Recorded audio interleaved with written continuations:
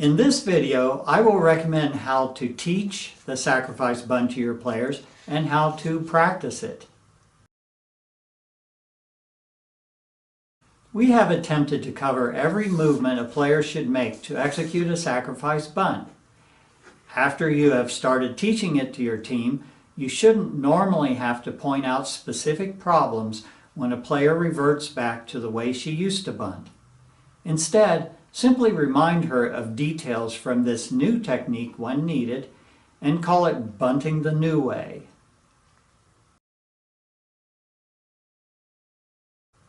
Introduce this technique by lining up all team members with their helmets and bats, preferably in 2 rows so they aren't spread out too far.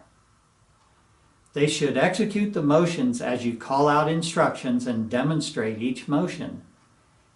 Get your assistant coaches to help watch the players and correct their form. Describe the stance and turn in detail, then have your players practice it. Then describe step 2, the actual bunt of the ball, and practice the whole motion without the ball. Then split the players into pairs, with one player pitching a softball and the other bunting. The pitcher stands about 15 feet from the batter and throws pitches at a slow speed. Have each batter stand next to a throw-down home plate or base, or any marker to simulate a plate. Tell the players to try to execute the turn and bunt motions without trying to put the bat on the ball. As they get used to the new motions and their partners, they will automatically start making good contact with the pitches. Use this drill often. No need to boil the ocean the first time you describe the new bunt to your team. Just cover what you can in the time available and have fun with it. Sometime after that practice, review video number 1, Fundamentals, and make notes of the details you didn't cover so you can cover them next time. Repeat all of the fundamentals with them at several practices, using fewer words as appropriate, and inserting points you've selected from the strategy video. Players should practice carefully to develop consistency. Do this by executing these movements with precision and a feeling of being mechanical, like a robot. They should not try to smooth out their movements until they are well practiced and automatic. Otherwise, they will be maintaining some of their old movements, making the change to the new ones less successful.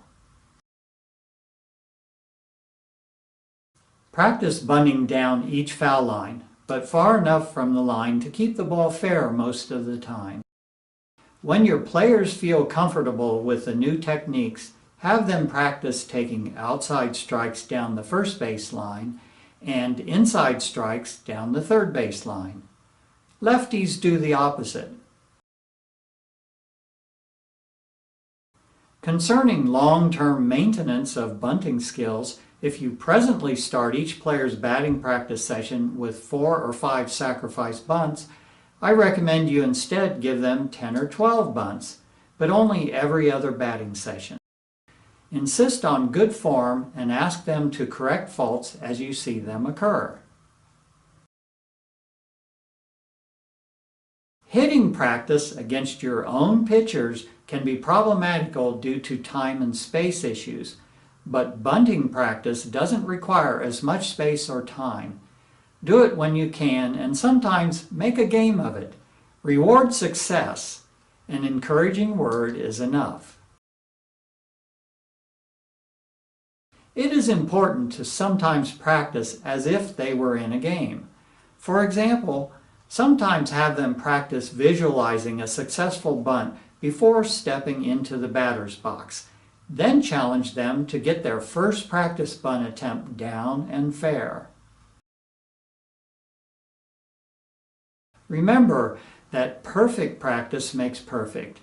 That means your team should practice these techniques carefully to build good habits. That's it for the teaching and practicing portion of my Teaching the Sacrifice Bunt series. Thanks for watching it.